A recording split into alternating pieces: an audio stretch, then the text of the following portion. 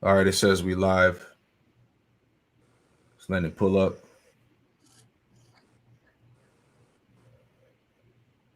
Yeah, we good. We in there? Mm-hmm. Y'all phones be pulling up fast. Mine's still and not even showing Yeah, yet. we We in there? Okay. All right, well, at least y'all brothers see. It'll pop up on mine. But anyway, hey, Shalom Akim. Shalom. Shalom. Shalom. All right. GMS Charlotte back at you with another live lesson through the spirit and power of Yahweh Hashem Shai. All right. Before we get started, we want to give all praises, honor, and glory to Yahweh Bahashem, Yahweh Shai Bahashem, Rakakwadash. All right. Double honors to the apostles, elders of Great Millstone who taught us his truth. Double salutations to all you Akim out there laboring. The house of David that's pushing his word with all truth, righteousness, and sincerity. Shalom to you, brothers. Shalom. Shalom. So, title of this lesson, okay. What do we have the title? For the leaders of this people cause them to err. All right. The black gatekeepers. All right. And we want to get into this whole so-called black boule. All right. The secret gatekeepers of the so-called black community. All right. And these sellouts, these house niggas that our people, look up to, they worship, okay. They basically sold you out, all right, and they're leading you into what? To your destruction, okay? Because we were speaking about this on the at the Thursday camp about how Esau has these black devils set up to keep you under Esau's rule, to keep you under Esau's foot, so that you don't break away, pretty much that you assimilate, okay, into Esau's society, all right, that you try to become like him, okay, instead of breaking free and separating yourselves under the hand of the devil, and you brothers can add in there if you want. Yeah, because with the Boule, they were pretty much, the Jakes that felt like they couldn't pretty much prosper without Esau's help. So there's all the house niggas that, couldn't really escape the grasp of Esau, man. We was talking about that mental disease they classified as drapetomania, because Esau will pretty much make it to where, he said that they was mentally ill. They want to escape slavery. So these Jakes pretty much still feel like that now, because they think they can't do anything without Esau's blessing. Exactly. And that's why the elites of the Americas, all right, that's why they set these sellout niggas up, okay, so they can further manage the so-called black community, the Jake community. All right. So really all these black and brown leaders that are in the face of the media, all right, in the music industry, entertainment world, athletes or whatever, all right, they're all a part of this system, man. Mm-hmm. Okay, they're all about forwarding the agenda of the devil, the Esau, man. So we want to get into that. Lord willing, this lesson be edifying, man. And we got this video we want to play, and we're just gonna pretty much expound off the clip, man, because it's real heavy for you brothers that don't really know about the inner workings of this so-called secret society, all right, with these wicked niggas, man. So we're gonna get into that. Tazwan, you got anything you want to say? I'm gonna pull it up. Yeah, I had just wanted to start out before we jump into the video, just start out with a quick precept. Got it, pulling it up right quick. Salakia. Yeah, you good. And I'm gonna pull up one. Okay, come. I got something real quick. Okay. Okay. Because we're in the time of what? We always go into this. We're in the time of the exposure of the devil. All right. So real quick, this is Luke 8:17. And it reads, it says, "For nothing is secret that shall not be made manifest, neither anything hid that shall not be known and come abroad." All right. So this is what's happening through the spirit of power, Yahweh Shema Shai. All of Esau's dark secrets, all right, which we're getting into an aspect of this, all right, dealing with the so-called black boule, the secret gatekeepers of the Jake community, all right. And this Jake did a good job of, digging up information and then breaking it all down. We just want to expound off of that through the spirit. You got it out. God. This was Ephesians 6:12. Beautiful. For we wrestle not against flesh and blood, but against principalities, against powers, against the rulers of the darkness of this world, against spiritual wickedness in high places. So just feeding off of what the elder is saying, is Jake does a great job as far as digging into the inner workings of the boule and how they were designed basically to entrap our people and prevent them from coming back to our true power. You know, That's right. that is what we wrestle against. These powers that are established, that are ruled in darkness, these elites, these elitists. You That's know, right. that's a part of that boule. You know. Mm-hmm. Got you. All right. So let's get into it, man. This is a heavy video. We're gonna try to play most of the solid points and edify. And Lord willing, like I said, this lesson be edifying. So let's pull it up.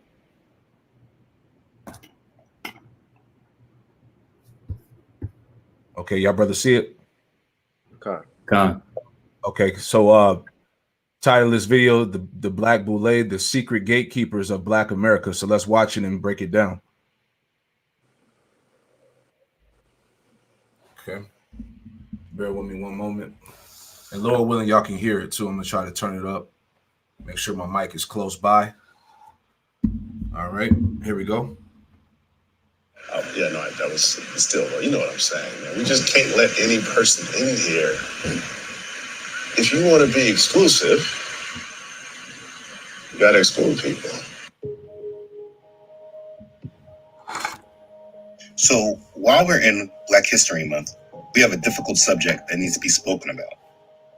For the most part, if you watch my videos or are slightly awake to the lies of this world that we are born into, then secret societies are not a big shocker to you. And we can mostly correlate a majority of the agendas going on in this world with the different secret societies. Some are very well known and heard of, like the Freemasons or Skull and Bones, though we don't know a great deal about them besides what they allow others to know or what insiders have revealed and exposed. But there are many others, some that are high up in the food chain or hierarchy of dominance that are not even known of by the majority. Most people have never even heard of them, though they have yielded a great deal of influence. And this topic that I'm about to discuss will discuss one of these least known societies. And though in the grand hierarchy of this pyramid, they are not very high in importance. In the Black community, though, in America, they are extremely high, and most Black people have never even heard of them.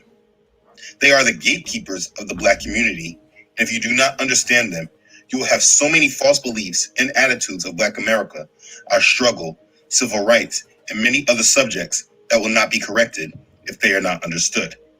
Now, though we're talking about a subject that targets a specific race, this is not a racial issue. Regardless of your race, you must understand this group because they have been used secretly against the population. Yes, their sphere of influence and their target market was and is the Black community in America, possibly around the world. Though I would admit my research hasn't taken me that far yet. But if you are paying attention to the agendas being carried out today, you can see that this is understanding everyone should have. Whoever you are, you have to understand this group. You must understand the Black Boule. Let's begin. Okay, so I have had this topic on my heart for a while now.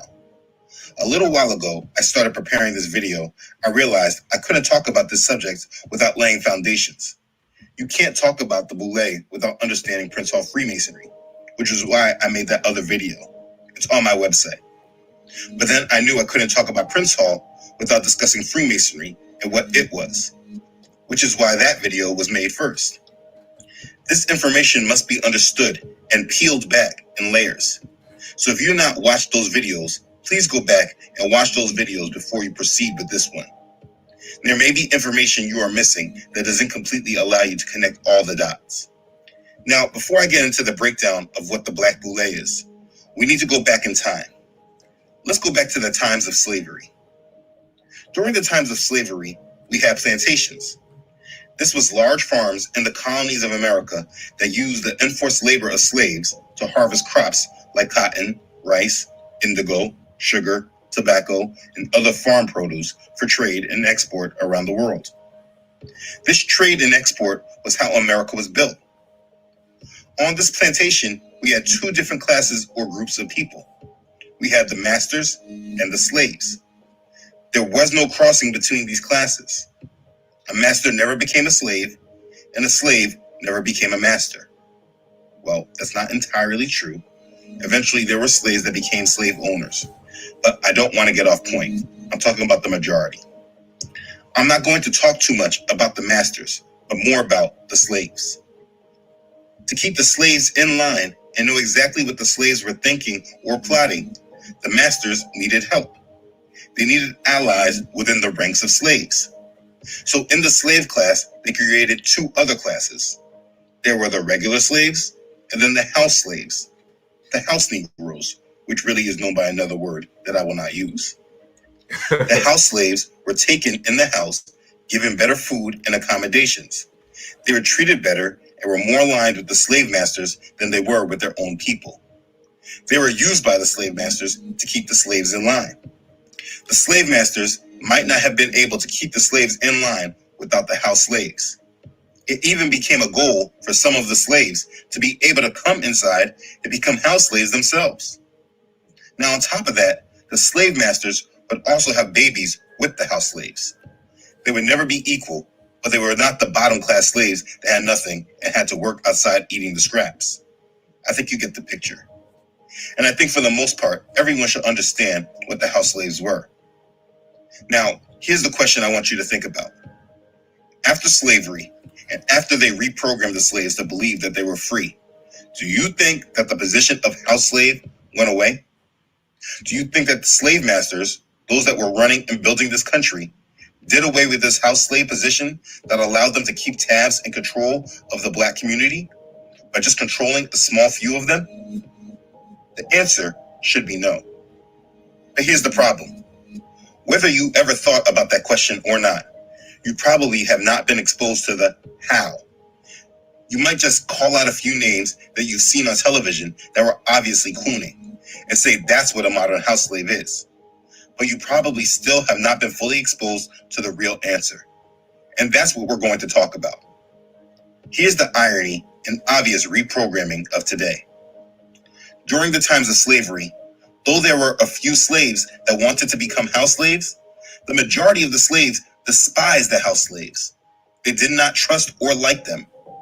Now, fast forward to our current modern times. Today, we praise the house slaves, and they are now our heroes. It's because we have been reprogrammed and reconditioned to love and accept our chains. And our goals are now to get in the house instead of breaking free. Yeah, and that's a heavy point. We want to eat off that, all right, real quick before we get back to the video, all right, because there's a lot of great solid points that are made throughout this video. But like he was saying, all right, we were programmed to basically coexist, all right, to become assimilated in the society instead of what? Separating ourselves from Esau, right? Mm-hmm. And this is why the elites, as it's going to get into, the elites of this society, the satanic elites, this is why they set up these house niggas, all right, to keep Jake in that mindset to stay under the devil, right? Like Priest mentioned earlier, so-called when post-slavery came and that illusion of freedom, right?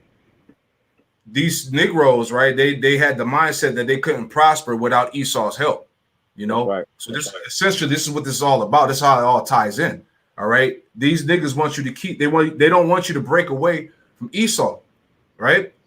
You know, Tazwan, you wanted to speak on this part, didn't you? Yeah, I did. I had just wanted to get a quick precept because this is a way how they took that crafty counsel against our people, you know, exalting up these leaders that we now a large part of our community looks at as, you know, who we should reverence and who we should hold dear. You know, they've whitewashed these images of our leaders, you know. This was Proverbs, Psalms 83 and 3. They have taken crafty counsel against thy people and consulted against thy hidden ones.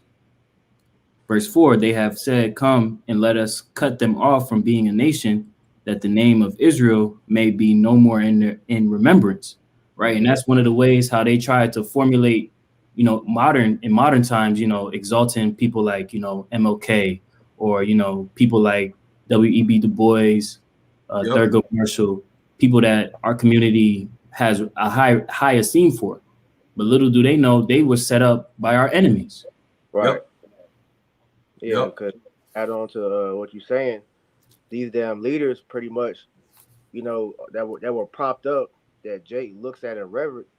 Like I said, they were set up by Esau to pretty much be the standard So if you wanna make it in society, you got to be like them. And most people don't realize that for them that to get like that, they had to sell out. That's why every prominent Jake that you see in society, they have to go through masonry, you know.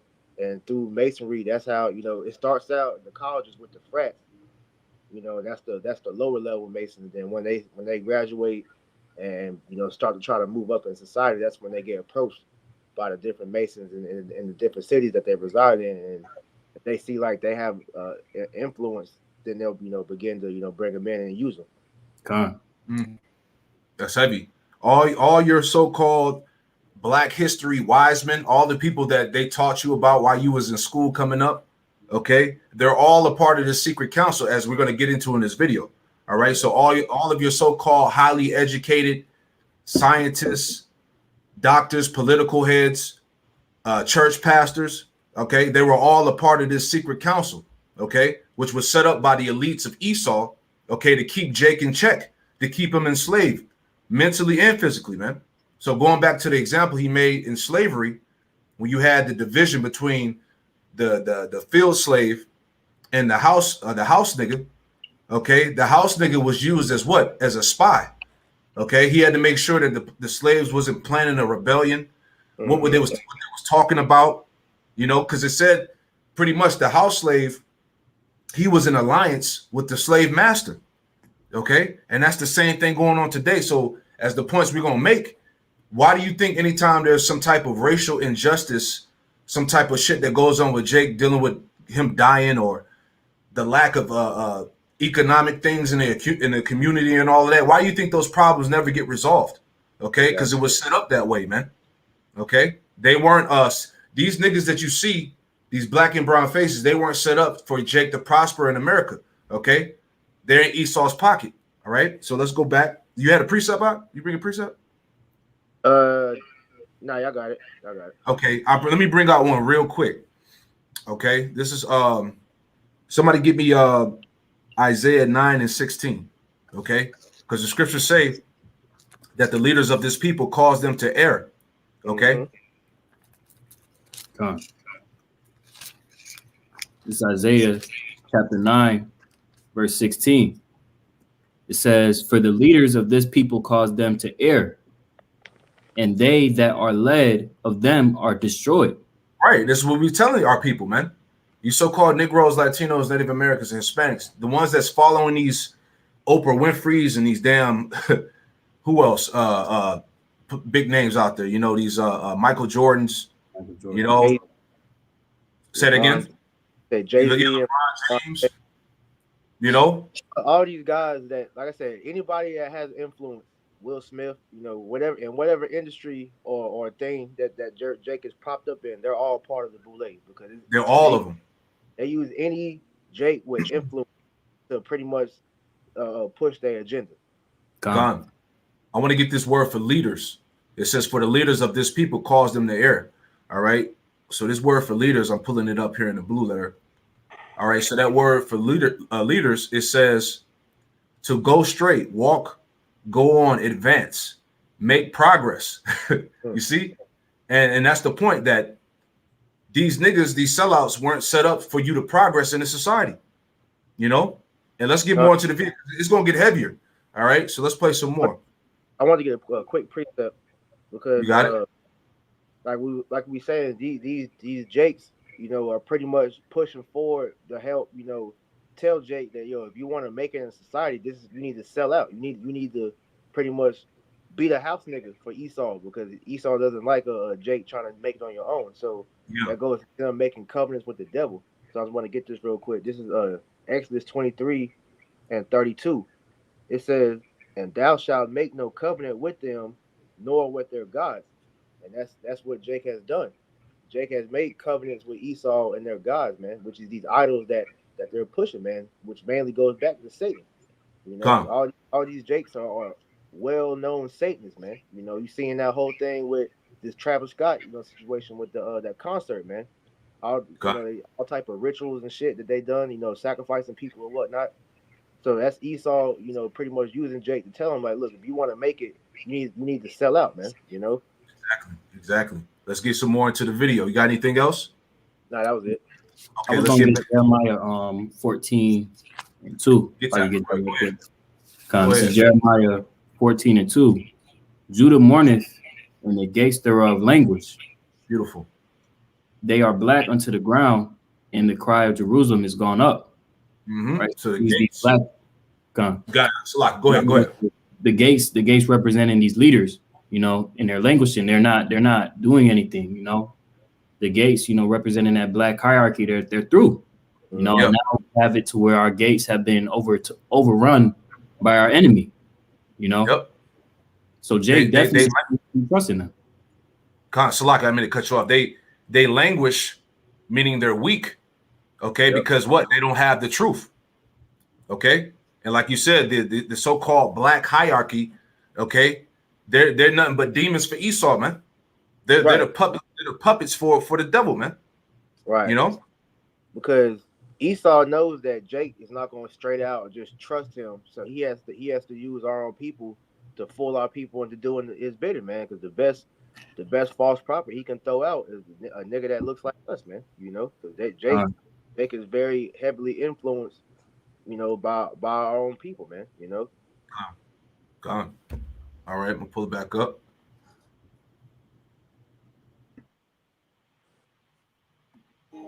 It's really deep and scary. Now, if you watched that video that broke down Prince Hall Freemasonry, you already have a good understanding of how the separation began and what started. But it did not stop at Prince Hall Freemasonry. Within the ranks of the Masons were an educated bourgeois class of black men that looked at themselves as elite compared to the rest of the other Masons. They wanted to be separated and distinguished from all the other Masons. And the ruling class of America, the elite families that are still the unseen hands of this world, needed a source of recruitable Negroes to assist them with their plan to assimilate the Negroes into this new world that they were building. So from that need, there was a new subsection of the underground world of Negroes that was made to be the gatekeepers of Black America. Man. On their website, yes, they do have a website, they say this about themselves. Sigma Pi Phi fraternity is also known as the Boule, which in ancient Greece was a council of chiefs. The meaning of the words Sigma Pi Phi, the titles given to its members and their wives, its officers, and the names of its local units are derived from Greek history and tradition as well. In its early years, Sigma Pi Phi could be viewed as a secret organization that consciously avoided publicity. It was not until 1982 that the fraternity adopted a policy of limited and selective publicity.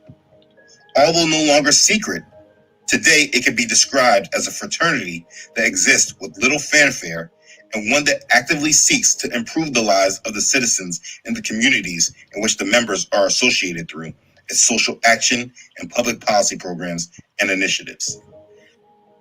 From its founding in 1904, with 6 members in the city of Philadelphia, Pennsylvania, Sigma Pi Phi fraternity has deliberately grown slowly, as the emphasis has always been on quality and not quantity.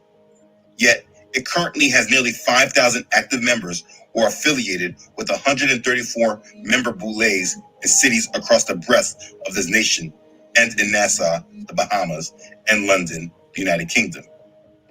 It has welcomed and continues to welcome into its fraternal bond some of the most distinguished men in the world. Its members have included such men as W.E.B. Du Bois, Carter G. Woodson, Martin Luther King Jr., Benjamin E. Mays, Ralph J. Bunch, James Weldon Johnson, Charles R. Drew, Daniel Hale Williams, Percy L. Julian, Charles H. Wesley, Oliver W. Hill, Paul R. Williams, John Hope Franklin, A. Leon Higginbotham, Ulysses K., Arna Bontemps, Arthur Ashe, David H. Blackwell, Robert C. Weaver, Ronald H. Brown, and the list goes on and on. All right, and I want to say this real quick. See, these are all those black leaders, black historians, scientists, political heads that you learn about in Black History Month, all in school, that you had to write a book report about. Hey, they're all part of this organization, this so-called secret society, man. All right, which was set up to keep Jake assimilated, so he wouldn't branch off from Esau. All right, Con- you had they wanted you. They didn't want Esau didn't want you to be independent and on your own. Okay, so they set up these high class upper echelon hierarchy of niggas. All right, for Jake to look up to and follow to keep you to keep you in the trap. You know. God. I wanted to add to that too, because just when you think about it, anybody that Esau props up for our people to look at, you got to know that they was already in his back pocket. Absolutely. Absolutely. All right. I'm gonna play on. Past as well as its present members have been and are leaders in the struggle for civil rights, social justice, economic and educational equality, and in the implementation of public policy and healthcare initiatives that aid our underserved communities. And that's what they tell you on their website. They have apparently taken this fact off of their website, but in Boule member Charles Wesley's book, History of Sigma Pi Phi, a book that I will be quoting from often in this video. And the brother had asked the title of this video is right here on the top left. Okay, it says the Black Boule, the secret gatekeepers of Black America, and it's on truthedited.com. All right, so you can look and play this video back. It's a heavy video, man. All right, so let's get back into it. In the book, when speaking about the founder Henry Minton, who I will speak on more briefly, Wesley writes this about Minton. His dream and ambition were to organize a Greek letter fraternity and to have its members not to be selected on the basis of brains alone, but in addition to congeniality, culture, and good fellowship, that they should have behind them a record of accomplishment, not merely be men of promise and good education. In summary, Minton wanted to create an organization which would partake, in his own words, of the tenets of Skull and Bones at Yale and Phi Beta Kappa. Man, so we got to eat off that. All right. So the founder of the organization Black Boule, which is what Sigma Pi Phi. Okay, and the man's name is Henry Minton. Okay, he wanted to build a black organization based off the tenets of Skull and Bones at Yale and Phi Beta Kappa, man. All right, so this nigga was a demon. All right, and the scriptures say, matter of fact, can brother get that real quick?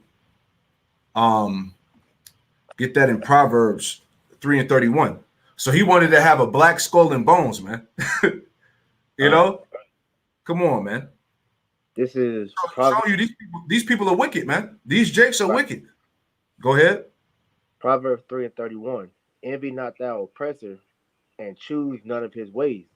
Yep, it says, envy not thou oppressor and choose none of his ways, man. And this is what Jake was promoting. That's why they recruited, you know, the let me put it back in the screen. That's why they recruited, you know, that upper class of Negroes, those so-called educated Negroes, you know, all your top scientists, political heads, historians, you know, leaders. Okay, they were all a part of this thing, man. You know, and Esau set them up. Okay, any more in there, Rock? That was the point, yeah. That was the point. Okay, you got another precept, brother? Nah, I have something written, but it don't apply to that. Okay, let me get real quick. Let me get Isaiah 29 and 15, Bible Quashah. God.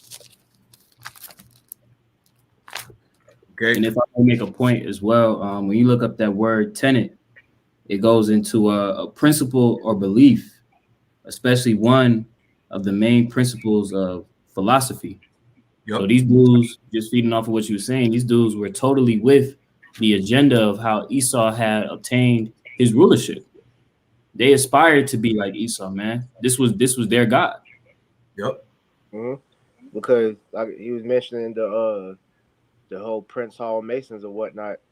So that Jake thought that they could, you know, pretty much, you know, do their own branch of Masonry because the regular Masons don't view Prince Hall Masons as real Masons because, as for those that know about Albert Pike, he said that he would never acknowledge a so-called Negro as a brother in Masonry. And he's like, if he had to, he would renounce Masonry. So Jake did that as a means to try to put themselves on a level with Esau, but like I said, they're not respected in the eyes of regular Masons. So that's a way for Jake is never respected in anything.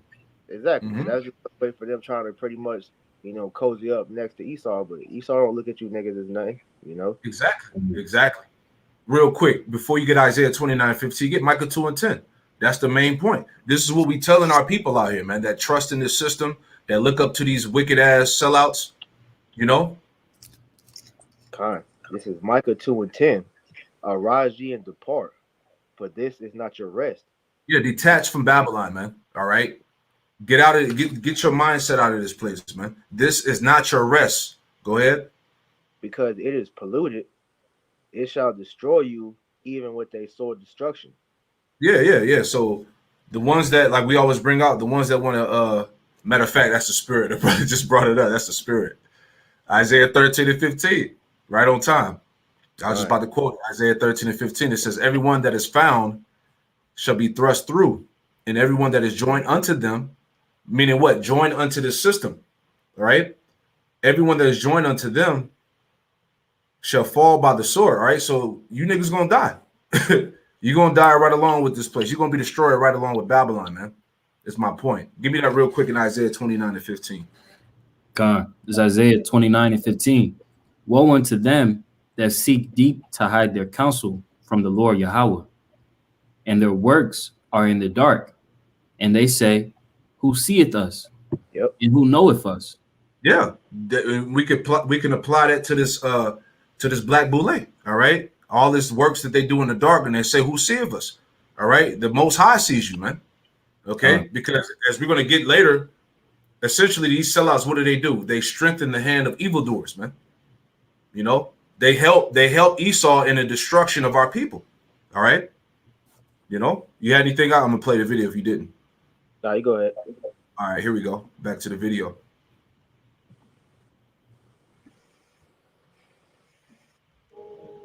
Yeah, so you can see now in this age of information why they would have removed that from their site.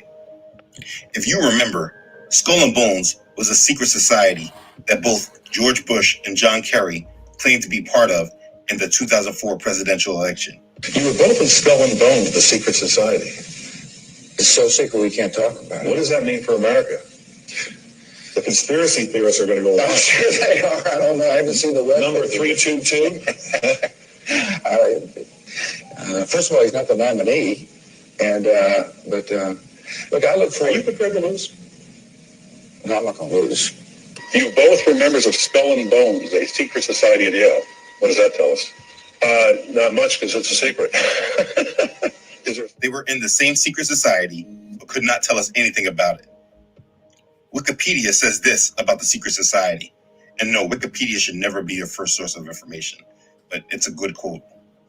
Skull and Bones, also known as the Order 322, or the Brotherhood of Death, is an undergraduate senior secret student society at Yale University in New Haven, Connecticut.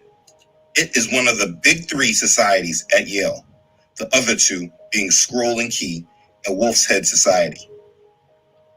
Now, we don't need to know much more, but understanding the underworkings of this world, it says a lot that the Boule wanted to create an organization that partakes in the tenets of the Brotherhood of Death. But let's focus on what we do know. Everyone has heard of the Alphas, the Kappas, Omegas, Sigmas, Deltas, AKAs, etc. Especially if you went to an HBCU like me. But one thing that is not spoken of is the first Black Greek letter fraternity. Mm-hmm. Across America's colleges, when at the time you can say they were predominantly white institutions of higher learning, all of those institutions had their Greek college fraternal organizations in much earlier periods. But in the Black community, these organizations were not undertaken until after the 1900s. Now, if you hear people speak of their fraternities and sororities, they love to talk about the history and how old they are. But the one thing that is not spoken on is if these people were just freed only 40 years ago before their organization was created, where did they get this knowledge of Greek letter fraternities from? The Greek letter fraternities obviously was not original. and was emulated from other organizations that came before them. Organizations that held membership of some of the same people that enslaved them. Like, where do you think your Greek fraternity influence comes from, bro? Right, right. And that's a good point, man. And that shows you that these Jakes don't know nothing, man. You know, it's following the customs of the so-called white man, man. You know, all these heathen pagan ways, man. You know? I have a preset real quick for that. Okay, what you got? This is Jeremiah 10:2. It says, "Thus saith the Lord, learn not the way of the heathen, and be not dismayed at the signs of heaven, and for the heathen are dismayed at them." But the point being, the Lord told us not to learn the way of the heathen. And, you know, like I said, Jake, dude, he joins these frats as a means to pretty much, you know, try to get up in society, man. You know, a lot of Jakes do it for the letters, man, but a lot of them do it because they have like special connections and whatnot once they graduate, which is why a lot of Jakes do masonry as well. But like I was telling you before we did the video, these frats pretty much. I have two cousins that one's a Q dog and one's the alpha, and the one that was a Q dog, he crossed over first, and he was pretty much saying, you know, when you join the frats, they all give you this book, and in the book it gives you like the history of like all the fraternities and whatnot, because they tell you from the Divine Nine that the alphas are like the first fraternity that was made, but then once you get that book, they start teaching you about the Sigma Phi Pi or Sigma Pi Phi, which is what you see that tattoo that LeBron James has on his chest. That shows that's their symbol. That shows you that he's juiced in with the rest of the you know, the boule, man. You know, but they're the main ones that are pretty much pushing this whole thing behind the scenes. But they'll let the, you know, the Greek frats, the Divine Nine, be like the spearhead that everybody is used to hearing about. Because Yeah. if you're not you know, researching all that, you would never hear about Sigma Phi Pi, man. You know. Right, right. Now, and, hey, that's why we read earlier that nothing shall remain hidden. All right, everything is coming out. Okay, you had anything? I have one more. Okay. This is Proverbs 6:13. It says, "He winketh with his eyes, he speaketh with his feet, he teaches with his fingers." Because all these hand gestures and you know, poses and whatnot that they're doing is signs to show the people that are pretty much so-called illuminated that they're with it. And you know, you have the you know, that's why you see people, like I said, they'll walk around with the letters, or you'll see people do the little physical Pisces or have a compass or whatnot, showing people they're down, man. You know, Yep. You have Masons, they have a phrase that they say to each other. I forget how it goes, but they'll say the phrase to another person that they know is a Mason, and they're supposed to say something back to them, and that's how they know that they're both, you know, Masons or whatnot. Yeah. Yep. A lot of wicked 2/3 Jakes that are down with this, man. So it ain't no coincidence when you see these cats throwing up these hand gestures, these different signs. You know, you should understand. Okay. Yep. Let's go back. Let's go back.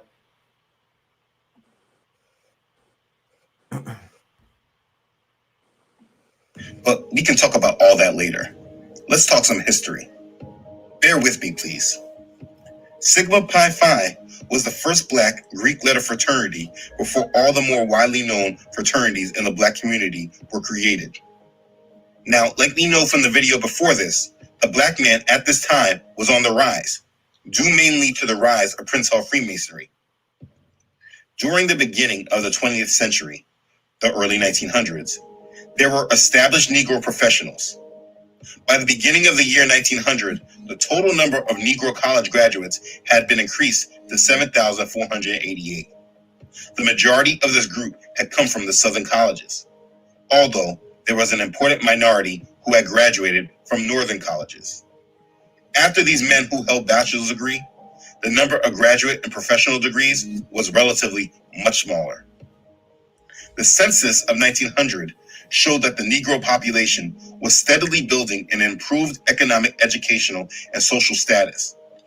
One of the areas in the country that this status was improving in was in Philadelphia, Pennsylvania.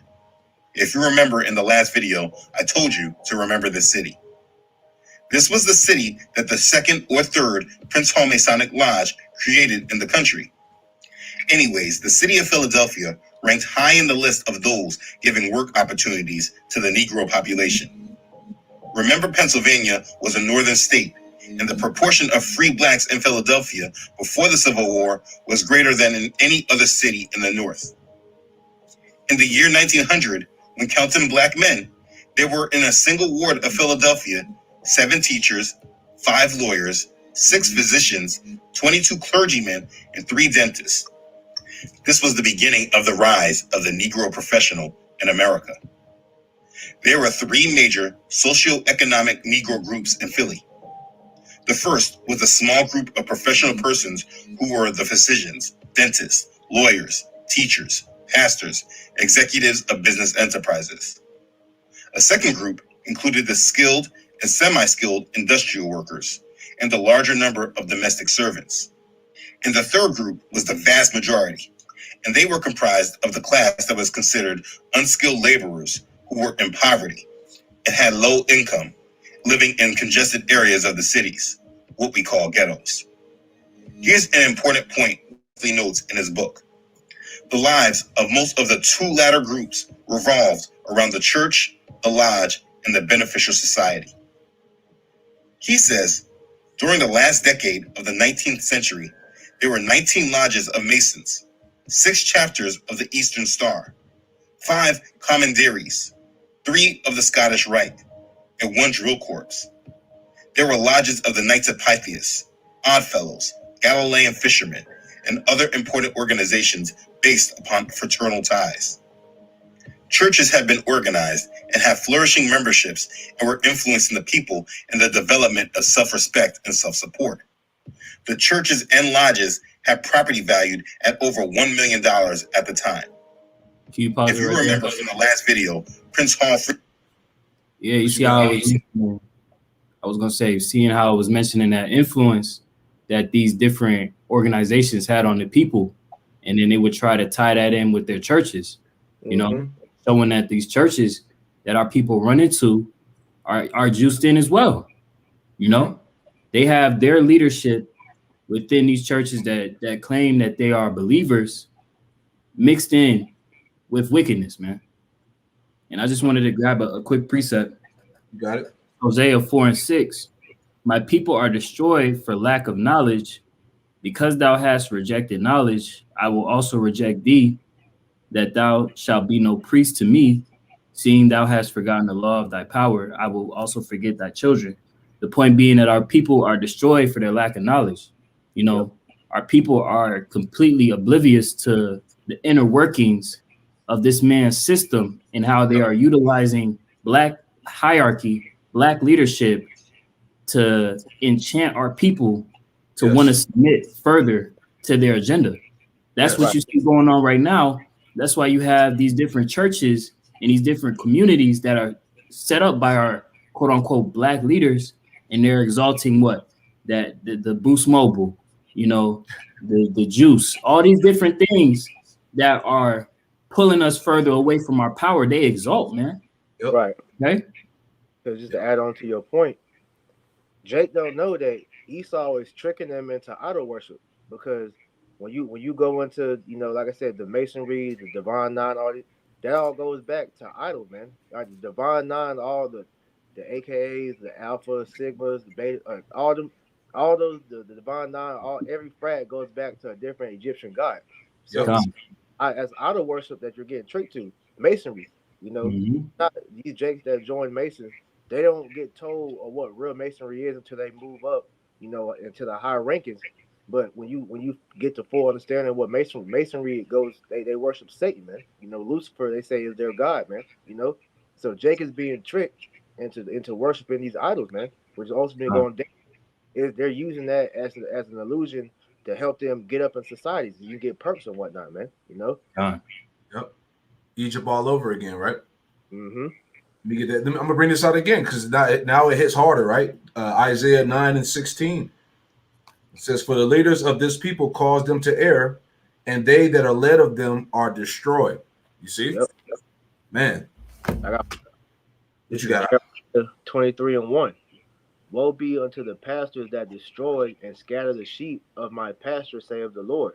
Mm-hmm. Therefore, thus saith the Lord, Yahweh Hashem Yahweh power of Israel, against the pastors that feed my people, you have scattered my flock and have driven them away, and have not visited them.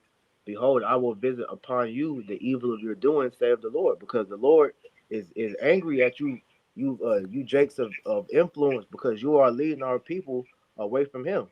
Because as being a leader of our people, like when you Tazwan read Jeremiah 14:2, all right, you're supposed to be leading your people back to the Lord, man. Yet you're leading them right into Satan's arms, man. You know, right to destruction, man. Yep. Yep. I got something real quick. Matter of fact, let me bring this out. This is from the kingdom is within, Jeremiah 5:26. For among my people are found wicked men. All right. That's these sellout house nigga boule niggas. All right. The gatekeeper of the Jake community. Okay. These niggas are wicked. They just showed you, the brother just showed you in the video of the founder of the Black Boule. He said that he wanted to create an organization that resembled the tenets of the Skull and Bones. Okay, so this nigga essentially he wanted to make a Black Brotherhood of the Dead. Yeah, because it said that it's all about really self worship with them, man. All right, they want to do this to get up on top of society, man. They don't care about truly helping Jake, man. They tell you that a lot of time also. I mean, it's for the community, you know, that they're trying to help the Jake community. But like Tazwan said, man, you're these same guys that tell you, hey, go get the jab, man. You know, pretty much fall in line, comply, obey. Yep. You know, that's not what our people are supposed to be telling our people, man. You know. Yep. And they all with it. All the celebrities, all the entertainers, they all with it. They all on these platforms. They all on the news. They all on these videos, trying to shame the ones that don't want to get the juice. You know, they whatever Esau's agenda is, they are set up to push it, man. That's why anybody that goes against the grain, they get offed. All right, they get shut down. They lose their money, whatever it is. Right. Let me finish this out. Jeremiah 5:26. For among my people are found wicked men. They lay wait as he that setteth snares. They set a trap. They catch men, and that's exactly what they do, man. Okay, all of this shit is just nothing but a snare unto Jake, man. You inspiring to be like the so-called white man. You know, you wanted to coexist, assimilate. You know, you want to live the so-called American dream. All right, but in the end, you're gonna be destroyed, right? Right. Because this brotherhoods, pretty much, and whatever you want to go into, man. Like Jake want to be a police officer, a judge, you know, firefighter. It's all you have to pretty much sell out, really, to do all that, man. Because it's all for the forwarding of Esau's society and his agenda, man. You know. Exactly. Wow. You have something, Tazwan? Yeah, I did have something right quick because, you know, 2/3 of our people, they totally with the program, you know. They continue to exalt these leaders, and they don't ponder upon, you know, what is going on, because they like to abide in that comfort, that false sense of reality, you know, and they don't want to let go of it. This is Isaiah. I'm gonna start at verse 7. This is Isaiah 30:7. For the Egyptians shall help in vain and to no purpose. Therefore have I cried concerning this. Their strength is to sit still.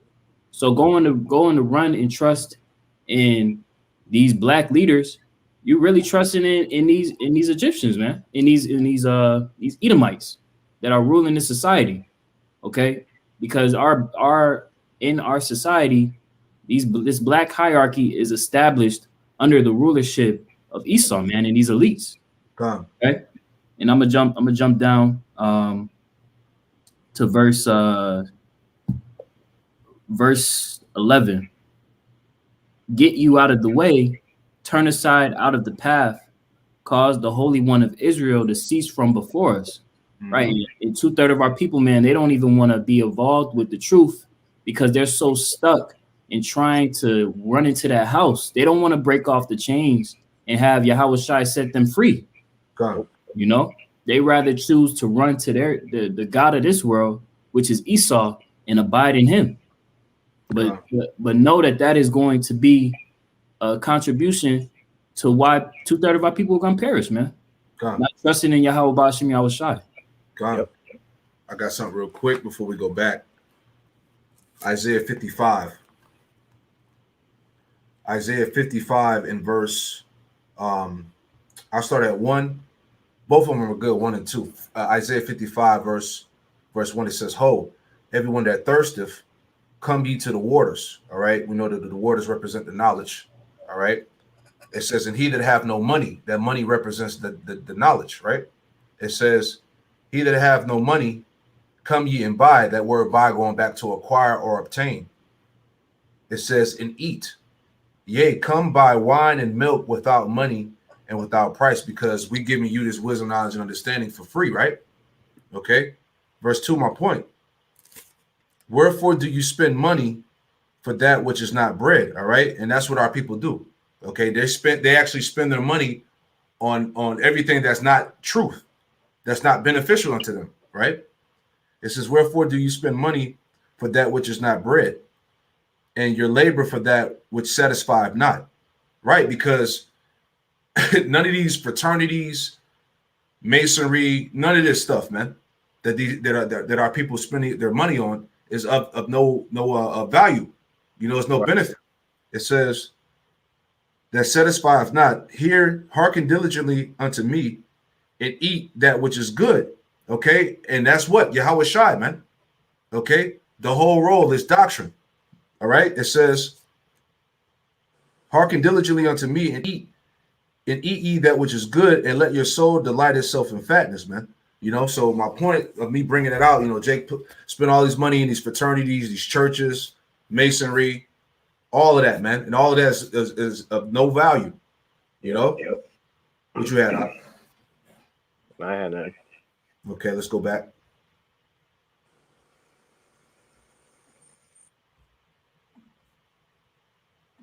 Freemason Richard Allen created the AME Church in Philadelphia. It's important to connect all these dots so you completely understand how all this was going down. Now, I gave you all that information so you can understand what the times were like. It's important to understand all of it. Henry M. Minton, founder of Sigma Pi Phi, was educated and a professional. He had the first drugstore operated by Negroes in Philadelphia. He later became a doctor, graduating from Jefferson Medical College. There were Greek letter fraternities in the institutions which he had attended, but Negroes were excluded from their membership. At that time, no Greek letter fraternities had been organized by Negroes. Now, the book says Minton's ambition drove him to take leadership in the creation of a fraternity among men of like ideals and attributes, and to build an affiliation of selected college men who had made achievements in their careers and their community. And this is when Sigma Pi Phi was created. Now, like I said, that's what the book says, but I believe the story is actually much deeper. I believe that he was actually approached by white men that gave him the opportunity to distinguish himself from the other Masons. But there's no record of this, so I can't speak this with assurance. Either way, Sigma Pi Phi was created. Now, the other Black Greek organizations were created shortly after. The Divine Nine were catered to mostly undergrads, those obtaining bachelor's degrees. But Sigma Pi Phi, the oldest of all the Greek organizations, catered to the men in their post-college years. This fraternity was planned for men who were graduates of college and were engaged in professional activities in their communities. In Minton's words, there were many men in the community of good training, intelligence, and culture and congeniality who were not intimately acquainted with one another. For the good of themselves and the community, they should be gathered together in some kind of organization. So let me put that very simply. These men serve themselves. It's a common idea in the Black community that many of us are like crabs in a barrel. Right. So the point, okay, these niggas were for themselves, man. They are not for your advancement. Okay, they were not for the advancement of the so-called Black community, man. Okay, they're all about themselves. And that's why, as we went through earlier, I think it was like a couple minutes ago, you know, they were like the upper echelon of Jake, of the so-called Black community. And they looked at the poor Jakes as nothing. You know, they were above Jake, you know. They're like, you know, the hell with you niggas. You know, that's why they're amongst themselves, you know. It's all about who they connected with, family ties, all of that, man. You know, this is a real thing. Okay. And they are the heads, as the brother was saying, they are that hierarchy over you regular jakes, okay, to make sure that you staying in line under Esau, all right, that you doing the bidding of the devil, right?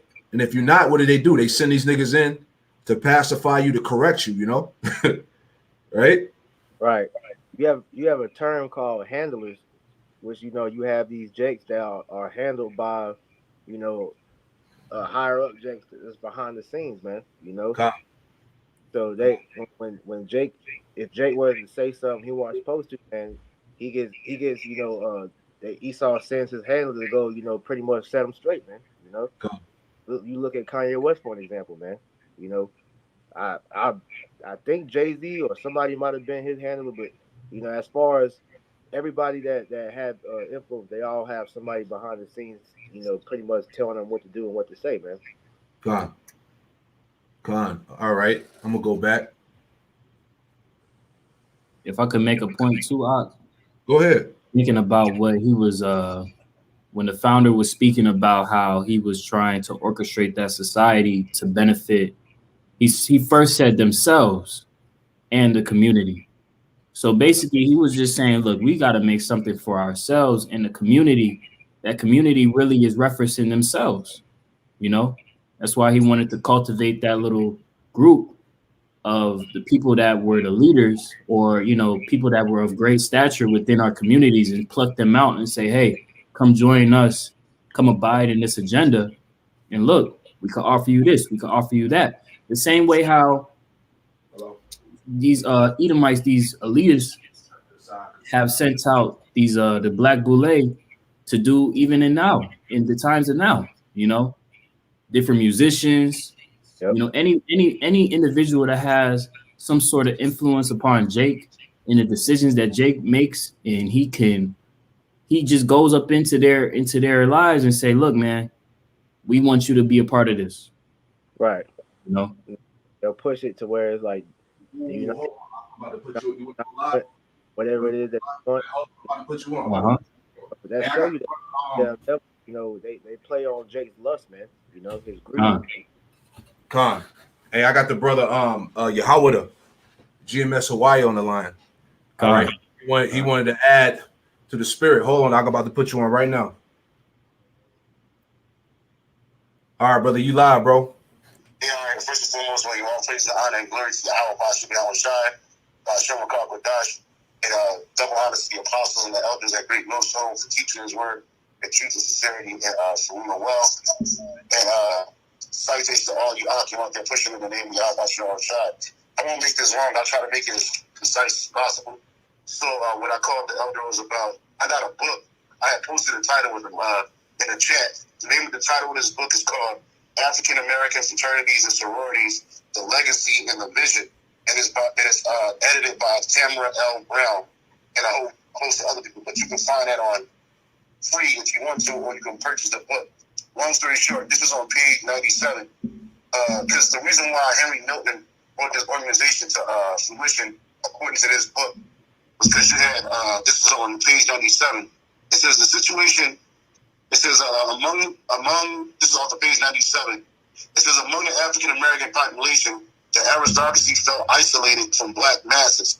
Du Bois' study concluded, this is talking about the talented 10th, concluded that the educational group did little to push the entire race forward, partly out of fear of being mistaken for the masses themselves. So, like the super elite, I did a video about this a couple of times about the Boule, but there's a video on CNN. It was a black woman from the Burgiosis of our people in America. They showed a Jake. Long story short, they don't connect with us. They're separate from us in their minds. Exactly. Even though they look like us, they're not connected to us. Like when I say us, I mean we're part of the masses. So anyway, it says Du Bois. It says members of the upper class rationalized their inactivity as leaders by arguing that they refused to draw the very color line that they protested. So it says the situation became more acute when a large number of African Americans began to migrate from the rural South to northern cities in the West. These migrants, termed newcomers by the old black residents, brought with them rural habits and conditions that the old-timers regarded of their economic or educational standing considered beneath them. The newcomers talked too loud, ate lunch and other meals on public conveyances, and in other ways contravened the mores of their new homes. Sometimes the animosity was quiet, but on some occasions, the self-appointed black guardians of good society lectured the new masses on what was expected of them. In one telling piece, the Chicago Defender, a black newspaper with rational leadership and reputation as a champion of black rights, admonished the newcomers in a bold letter to keep your mouths shut, please. There are entirely too much talking on the streetcars among our newcomers. Thus, at the beginning of the 20th century, a small group of educated and professional African-American men felt isolated from both whites and other blacks. Mm-hmm. Further, their struggle to make a living was so mean that they hardly had time to know one another. Sigma Pi Phi fraternity was born of these circumstances. Mm. Black men of the distinction had long functioned and various leadership posts, especially in churches and benevolent associations, which I was talking about. Yep. Some notable Frederick Douglass had even served in high government posts, but by and large, their lives were separate from those of black mass. So when you look at people like Jay-Z, these are newcomers. Jay-Z, Jordan, these people, their lives are separate from us. They get money, but they can't deal with regular Jakes unless they exploit Jake. So they have to deal with one another. So the founders' emphasis on equality and mutual, just off of page 100, the emphasis on equality and mutual respect stemmed in large measure from their devotion to the democratic traditions of ancient Greece and to the customs of leadership that existed there among free men. Yep. We're not considered free men, we're slaves. Yep. Yep. Central to the idea was the boule, the council of chiefs, or the leading noblemen of the society. Individual members of the boule were known as archons. Such men provided the intellectual and civic leadership for the general society. Accordingly, the founders, especially Jackson, emphasized the organization's responsibility to admit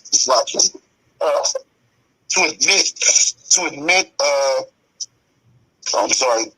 I just lost my train of thought. Here it is. I'm sorry. It says similarly, individual member known as archons, such as members.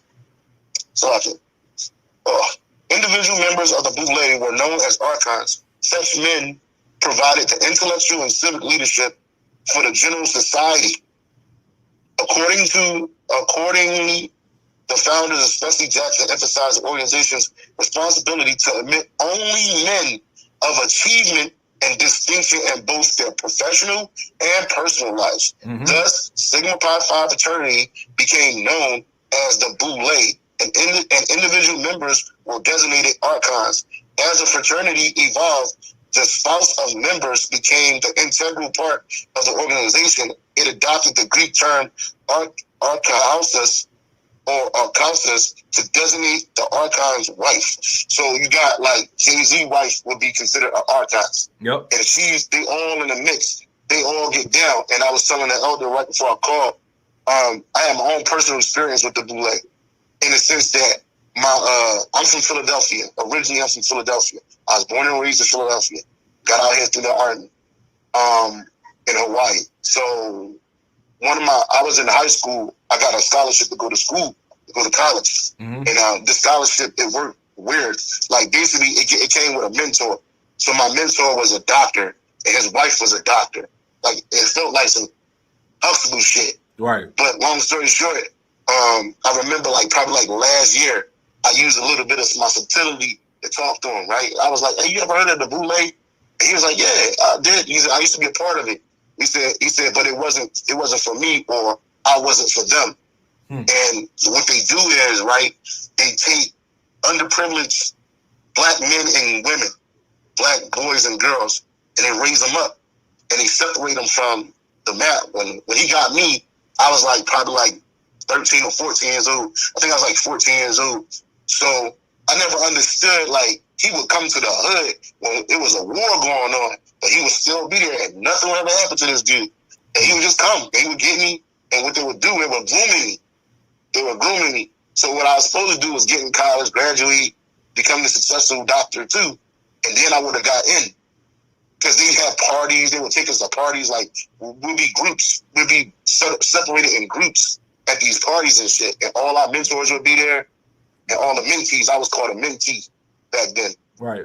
So shit didn't work for the boy. So I guess, his application got refunded, and I don't believe that it was my fault. I believe that, like he said, because the reason what made me come to this conclusion, because I had already came to the conclusion that he was a part of Boulay. Right. Because his father had his own drugstore in Connecticut. He was from Connecticut. And his father was a well-to-do black man in Connecticut. Everybody knew this dude. And then I also asked him a question about when he went to school during the time of racism was big in America. And he went to college in the 1950s. And so I asked him, how did it affect you? And he told me that he didn't really feel affected by it. He went to school. Like, it didn't bother him. He didn't really face too much racism. And he's a cool dude, don't get me twisted, but it was just something about him that was just separate from, like, the average class. And I would be deemed or cast as the average class Negro. You know, I ain't come from nothing. I'm part of the masses. But, you know, that intelligence stuck out. Long story short, dude said that him and his wife they both lived in a cul-de-sac in Maryland, in an area where it ain't poor black people. Right. It's wealthy black people. I think it's called Georgetown, Maryland, or something like that. You look it up. Yep. Yeah. So, you know what I mean? The point of the matter is that I already know what time they do it. And so, like, even Henry Minton in this book, it was said that they didn't just grab, you can't have money and be a part of this thing. You got to be separate in your personal and your professional life. And then they'll pick you out. Like Jay-Z. Jay-Z grew up in the hood. He was a drug dealer. Nobody cares. Why? Because he made himself. He's a so-called self-made man. And so that's why they pick people like him. And he's the head over music, the music section. Then you got Will Smith. He's like head in the acting section. Like, I knew Will Smith pop. You know what I'm saying? Like, when I was in the world, I was a rapper, and I knew somebody who knew his family, and they got us into his crib, and we was able to record music and all that other shit. Right. And Will Smith, this man had a shit. It didn't look like the nigga had like some shit you worship your son on his wall, bro. It was nothing but Will Smith and Jada pictures all over the place, and all these famous people and shit. Right. And so, like, whenever you make it out of Philly, you gotta go see Will. Whenever you a hot rapper and you coming from Philly, you gotta go see Will Smith, and they're gonna take you to California. That's what they did to Meek Mill. Took his ass to California. He made him cut his braids, and when he came from California, he was a total different person than he was when he left.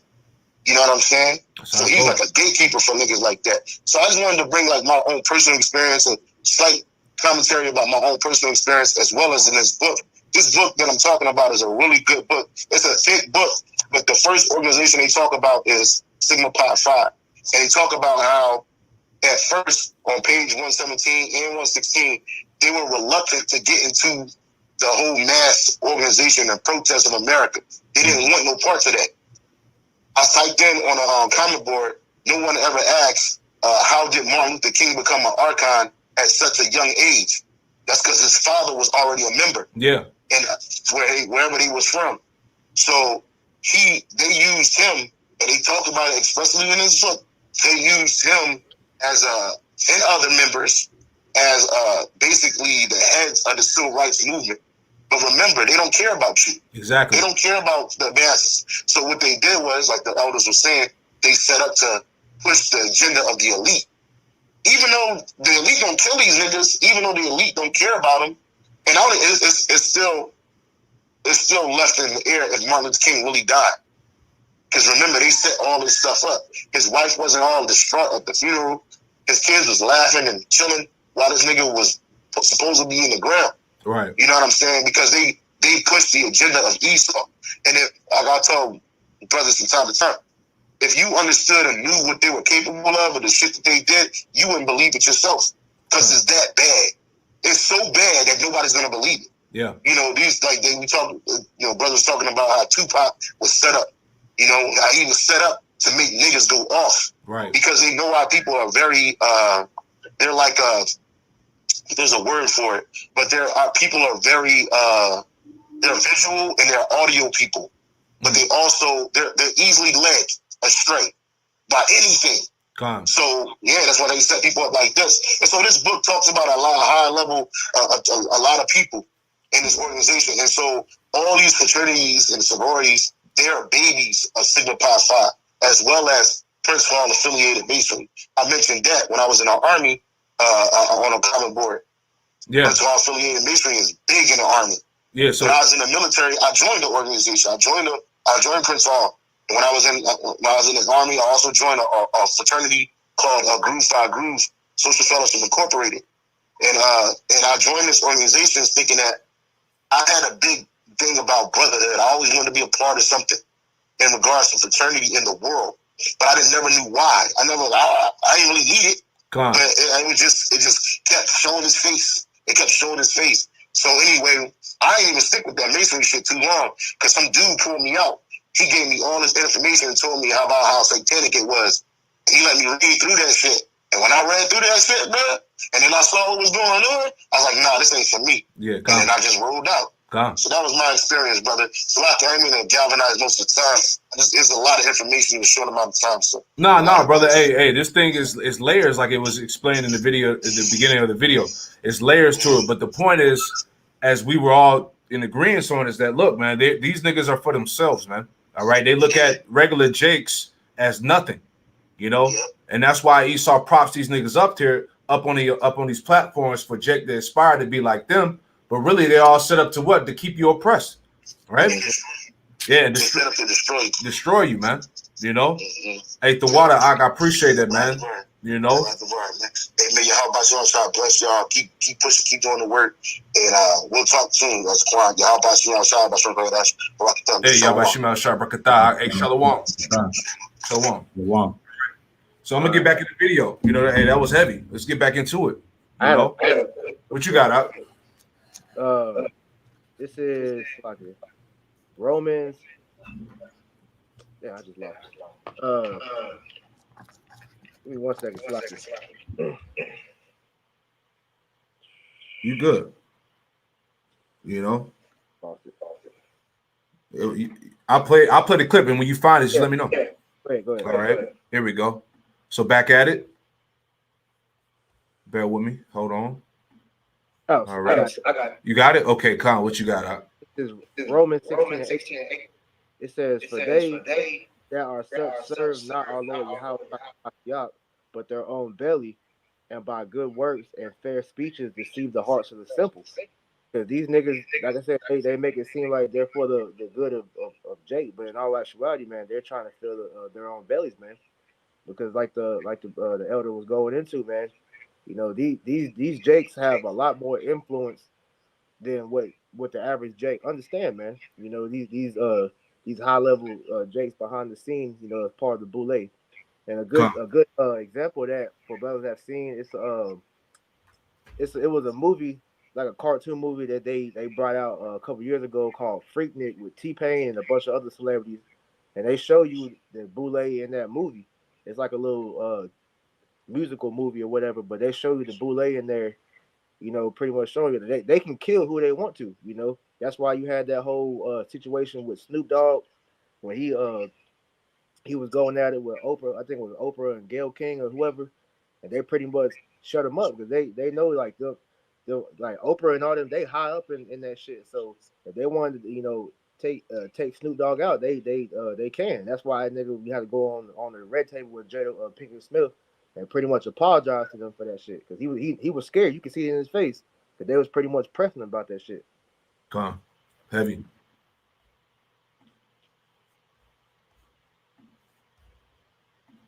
No one can rise because we're always pulling each other down. These men should be credited with the creation of that condition in our community. But I digress. The historic birth date of Sigma Pi Phi is May 15th, 1904. This is their Founders Day. It was at this time the concept of Boule was formed. Boule, also known as the Council of the Chiefs, the leading noblemen, or the heads of families. The Boule of Homeric times was a body of princes who were advisory to the king. The question we should ask ourselves is, who is this Boule counsel and advisors to? History will show that they were advisors of dealing and keeping the Black community in check. Yeah. Now, another word used more generally than Boule was the word Archon. They use that word often and is mainly a title for their members. They say this designation was a title given to the highest magistrate in Athens and many ancient Greek states. But in a simple search, like in the Britannica, you can see that in Gnosticism, Archons are actually more like demons, fallen angels. Yo, these niggas are demons. You know, this is what this brother Gabar was saying. The brother Gabar Yahweh out there in Hawaii. He kept mentioning that term. These niggas are demons, man. Yep. You know? What you got out? Well, I was just agreeing with you. Gone. That are servants to the demiurge, Satan. The Archons are tyrannical and limiting agencies who rule over humanity and creation in order to enhance their own self-importance and glory. Yeah, so the name is fitting on why they call themselves this. But they do not rule over humanity, just over the Black community in America. You see that? Now, their books do. They rule over the Black community in America, man. Hey, this is heavy stuff, man. Right. You know? Not mention that they took orders from others in higher positions that were not necessarily in the community of race. But if you understand the underworld, you understand this is how it was. They said that they wanted to be like Skull and Bones, and those societies all were under the leadership of the family bloodlines that held power over centuries. Now, I will stop with the history. If you want to know more about them, they are an important subject you should know and research. Ask a majority of your parents and grandparents about Sigma Pi Phi or the Boule, and I guarantee a majority of them would not know of them. They made sure that they were very secretive and under the radar. Although they were not very well known, they were the actual gatekeepers of the Black community, and the heights of success that we see in America today in the Black community did not happen without them. And so as their influence and power spread secretly among the Black community, they then became what we ultimately decided were our life goals. Without knowing the fraternity that our Black leaders were associated with, like Prince Hall Freemasonry and the Boule, we just knew about their success, and they later became our standard and what we were trying to strive to be like. Man. You see, here's the deal. When money, power, fame, and wealth are the primary drivers of our lives, it's very easy to implant those that have been given keys to the kingdom as our examples and who we would like to be like. It's because we're only looking at few things: the money, power, fame, and wealth. It's how Instagram models have become a center of influence in today's world. Early on in the Boule, these men were included not only by their status and success, but also by their skin tone. Many of these men could also pass for white men, which made them able to be accepted easier amongst those in control. These are the founders of the Boule. You've heard of the brown paper bag test. These were the actual men that were actually giving this brown paper bag test in the beginning. It's very deep. The white ruling class of the country made them very rich and offered them opportunities of education and status, which carried with it the tradition of the Western/Eastern American civilization. Can you pause that out? They have free. Yep. That just goes to show you that the great influence that they had establishing that brown paper bag, that is a causation of colorism, and how across generations you started to see people that may have been of a darker skin tone start to feel like they hate themselves, or society themselves started to view the people that were, darker as less, how could I say, You were nothing. they were nothing. Okay. Con. And that colorism had a deep effect on Jake, man. Yeah, like the brother Kingdom Within said, that this spiritual warfare is truly real, because you mainly hear about, Esau doing that with that Willie Lynch theory, but as you just seen, man, Jake them niggas was pushing that too, man. They was the main ones pushing it because they really was the ones teaching you to hate yourself if you had darker skin, man. You know. Con. Yep. Because Heavy. that's why you, especially with the Northern Kingdom, man, they be thinking that they're better than the Southern Kingdom because they're a lighter color. They look like Esau, man. But then Yeah. show them, they get that nigga wake up call, and hey, you still a nigga just like everybody else, man. You know? Yeah. Yeah. A lot of those Latino tribes, man, they be thinking they white. Yeah. You know, like it's crazy. But that all goes back to essentially the curses, man. You know, let's play some more, and I'm gonna grab some scriptures. Con.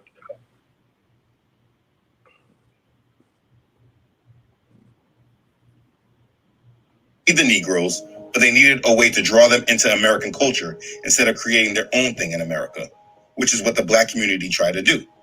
They tried to do their own thing. So after the white ruling class gained backing in the black community through their Masonic fraternal organizations, they then got pickier and chose the ones that were going to be the examples for the black community to try to eventually emulate. After these men were solidified, then they create a civil rights campaign that teaches the black community to assimilate instead of set ourselves apart. The Boule was tasked with many different roles and purposes. One of the first elite members of the Boule was W.E.B. Du Bois. Du Bois is quoted as saying, "The Boule was to keep the professional blacks away from Garvey." Marcus Garvey started the grass movement. His idea was to make America start a settlement in Liberia to control rubber crops and other natural resources. One of Marcus Garvey's most famous quotes was, "Why should not Africa give to the world its black Rockefeller, Rothschild, and Henry Ford? Now is the opportunity. Now is the chance for every Negro to make every effort toward a commercial, industrial standard that will make us comparable with the successful businessmen of other races." So obviously you can see that he was not a favorite of the elite.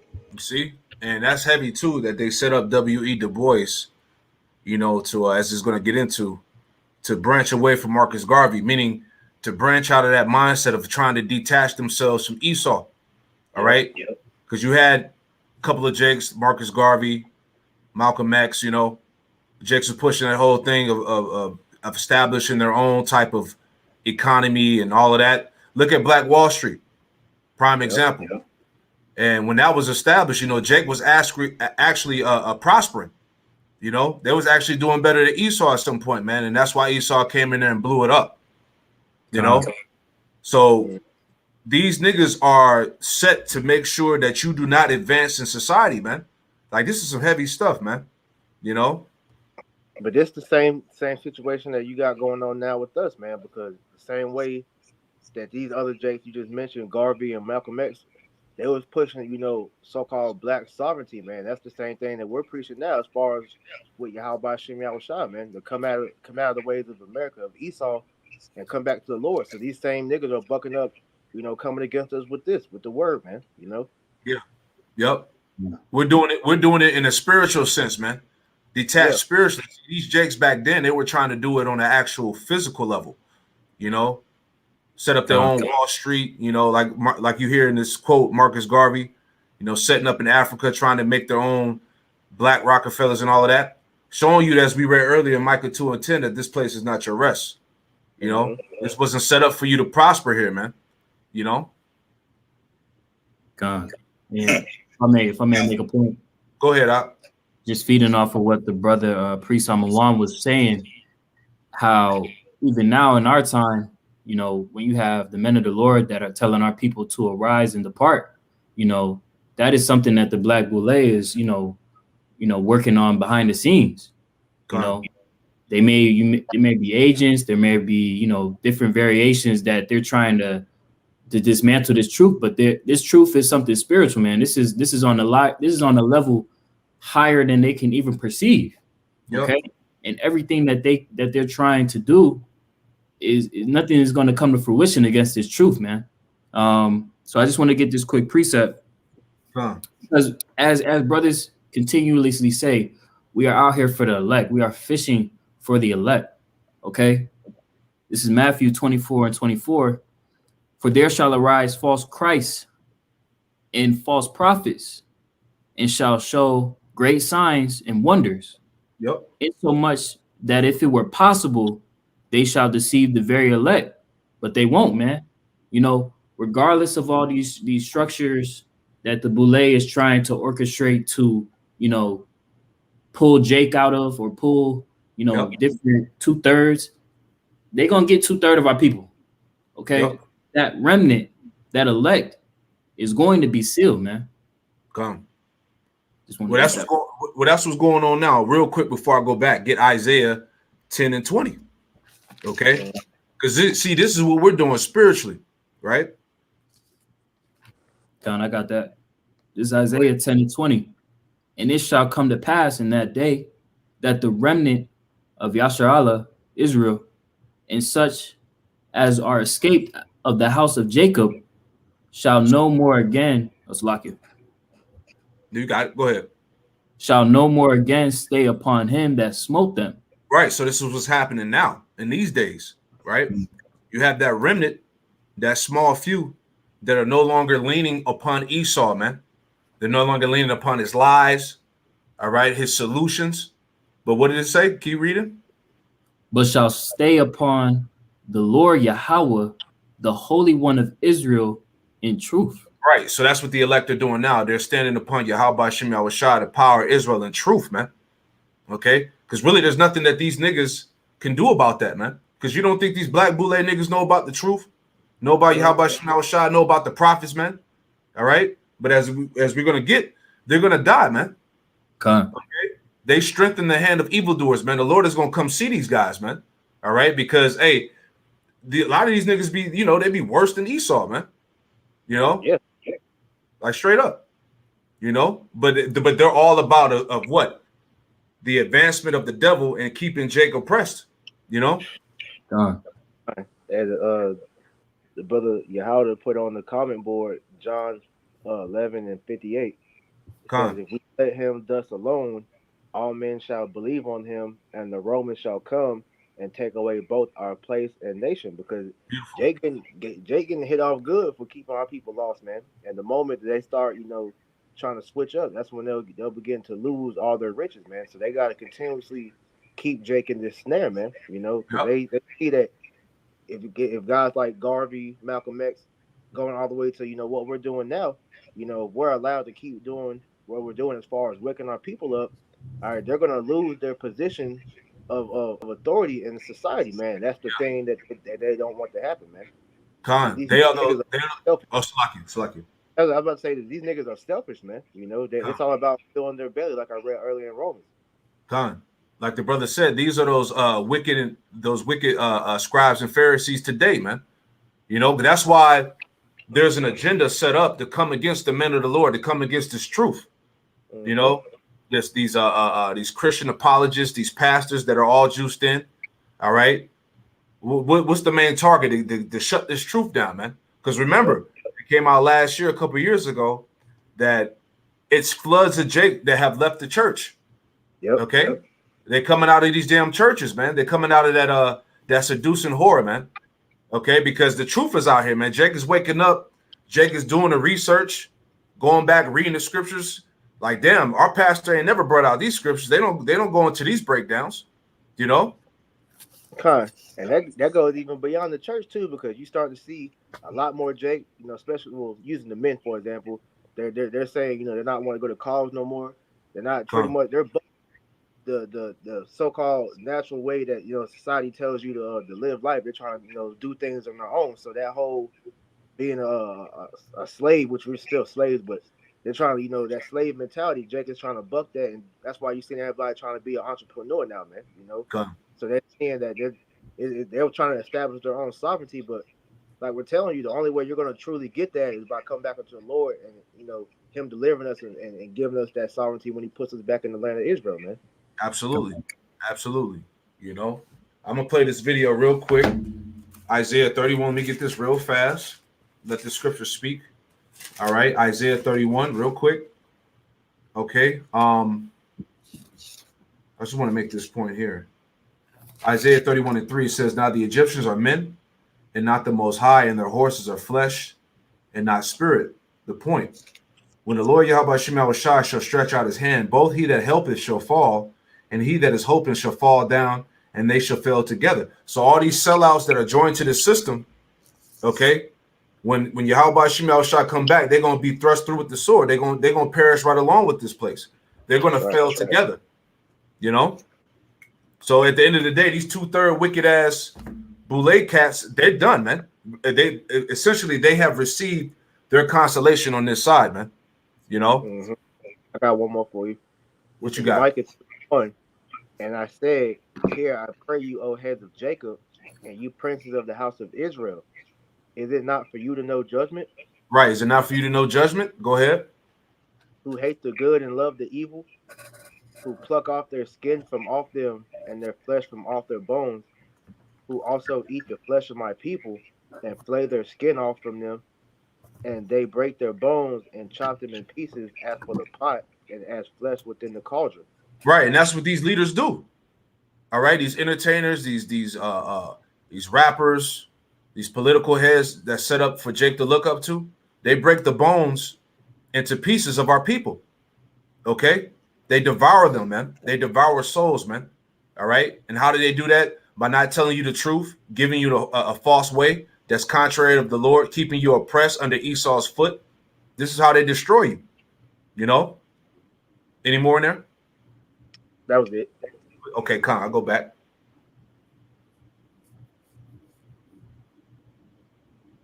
Around 1918, which were the early stages of Boule, Garvey's Back to Africa movement, through his newspaper, The Negro World, was reaching over 1 million diasporic Africans, largely in North America, without TV or radio. The Voice was tasked with stealing the black professionals from the influence of Garvey, because, in short, it went against the ultimate agenda. So the Voice established his Boule chapter in New York, and the rise of black civic organizations happened, like the NAACP, the Urban League, and 100 Black Men. The main point I'm making is that this elite class of black men, who were extremely picky about who they included, did not do their own bidding. These men were sold out to the satanic elite class already controlling America, and they were the house Negroes that regulated the black community all the way until we are now at the time when they are our heroes, yet we know nothing about their organization. Yep, and all these people that you see in this picture, these are all the faces that Jake looks up to, worships, idolize, all right? And they were set up to do nothing for you, okay? And the roles that they actually played. Those who secretly ran this country did not want the black community to turn to the Most High, so they controlled their goals and agendas. Woo! You hear that? You see, and that's why they set these niggas up. They didn't want you to come back to your true power. It's the same. It's in the same sense of how you had this whole doctrine or this whole black concept, man. Okay, you being black, you being African American, man. All right, that was a social construct that was set up by the 1948ers, you know, and Europeans, French, German men. All right, they gave you the culture of Egyptology, Pan-Africanism, going back to Africa. They came up with the whole black concept, calling you black, African American. They did all these things to hide you from your true identity, from you coming back to the Most High. Okay, so when we say we're in the midst of a spiritual war, this thing is deep, man. But 2/3 of our people, they don't get it. They can't see. Okay. Later, moving us to the Civil Rights Movement, where Boule member Michael King, mostly known as Martin Luther King Jr., helped bring the final jab and exclamation point to their agenda of assimilation. And we have been unknowingly following their agenda and influence ever since. In the past, they were hidden, but in 1982, the fraternity adopted a policy of limited and selected publicity. But they were still widely a secret to many. They do have a website, though. You see, they are hidden in plain sight. The Divine Nine, the other Black Greek letter organizations that followed after them, became their tools of recruitment. And so you normally will not see a member of the Boule that is not a member of these fraternities and sororities. The Divine Nine, fraternities and sororities, are just a low-hanging fruit. and most of the frat and sorority members just don't know this or understand any of it. But it needs to be discussed. Here are some of the most notable members of the Boule. Like I've already noted, Michael King, W.E.B. Du Bois, Thurgood Marshall, Jesse Jackson, Bill Cosby, Tom Joyner, Arthur Ashe, Eric Holder, John Lewis, Kwesi Mfume, Robert Johnson, the founder of BET. There are many names. All these niggas is juiced in, man. Come on. On their website, they say, its past as well as its present members have been and are leaders in the struggle for civil rights, social justice, economic and educational equality, and in the implementation of public policy and healthcare initiatives that aid our underserved communities. Can you pause that right Each quick? member is committed to upholding the... Yup, what you got up? All that shit they got on the website is hypocritical. Can you go back to that, bro? So like, Yes. you're not hypocritical. It's a lie. Because it's stating that these leaders fight for the struggle of civil rights, social justice, economic and educational equality. But yet Jake is still in the same predicament, if not worse, than he was years ago. Facts. So what are they really fighting for? They fighting for themselves. Everything that they speaking on is for them to better themselves in this society. They only regard themselves. Yep. And these are your leaders, man. Mm-hmm. They cast aside the nation struggle, and they abide in whatever Esau tells them to do, whatever missions they get sent on, and they live the way how they want to do, Yeah. civil Yeah. rights, their social justice, their economic and educational equality. Yeah. Good point. I want to add on to what you said. Prime example. These niggas ain't for you because why hasn't a fucking Kanye West, Oprah Winfrey, Rihanna, Michael Jordan, why don't these niggas get together and try to liberate, try to get you niggas out of, they worth billions and shit, right? Why don't they come together and bring their black power, their black money together, have a structural meeting and try to get Jake out of these conditions, all right? But that shows you, they weren't set up to do that, You never heard them even mention the idea of even doing that. That shows you that them niggas don't give a damn about Jake, bro. Absolutely. Come on, man. But Jake don't see that. But you got these pro-black niggas talking about we need to form our own army. We need to form our own black bank system, our own black taxation system. We need to do this. We need to do that. Come on, man. All right. That shit is played out, man. Okay. The ones that are in power, these hierarchy of niggas that are in power, they were set up to keep you oppressed. All right. To be the slave under the devil, man. Period. All right. Slaki, go ahead. Now I was gonna say in all those type of meetings where where Jake would try and come together and delegate, it's always a boule nigga in the back. Yep. I think we should do something else. And that's why everything that Jake has tried to strive to comes to nothing. Primarily because it's not dealing with Yahweh Bashem Yahushai and turning back to the law, statutes, and commandments. Absolutely. Play some more. Pretty much we get to the point of the video. All right. Principles upon which the fraternity was founded, and thereby enriching the lives of our citizens. Each member strives to enhance the brilliance of its beacon light. Its over 100-year history is a testament to determination, dedication, and a commitment to excellence.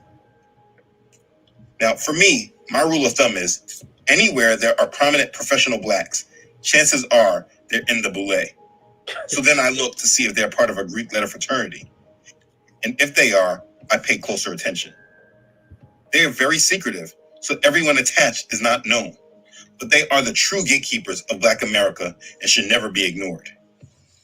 Man. It must be at this time, as we are about to enter into this new world order that they have also helped promote and set the stage for, that they are understood and their influence examined. You have to understand, this is nothing you can stop or change. This is not information for us to stop their organization or those like them. The main part of understanding this information is to see how controlled this matrix is and understand why it is necessary to be set apart from it. Woo! And that's it right there. That's pretty much the point of this video right there, you know. Yep.